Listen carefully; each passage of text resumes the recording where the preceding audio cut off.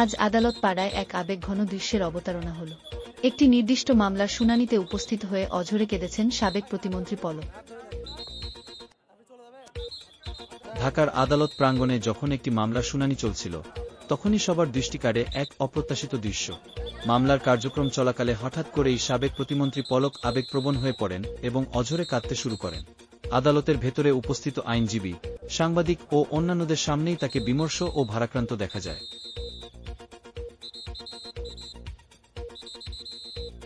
তার এই কান্না উপস্থিত সকলের মধ্যে চাঞ্চল্যের সৃষ্টি করে।